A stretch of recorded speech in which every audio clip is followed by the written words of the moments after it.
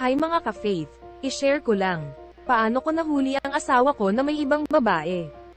Nanaginip ako ng bilog na may krus sa loob. Nakaukit sa isang building. Ano po tawag sa medal na ito? Kasi ito ang napanaginipan ko. Santo Benedicto Medallia. Contra para evil spirits. Naglagay ako ng Saint Benedict medal sa lahat ng pinto ng bahay. Isuot nyo ang mga medal na ibinigay ko sa inyo.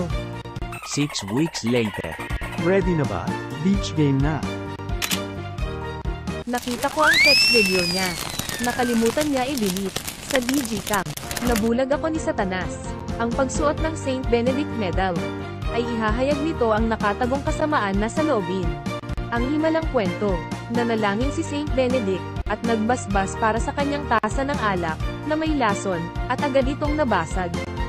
Like, share, subscribe, comment, to my YouTube channel.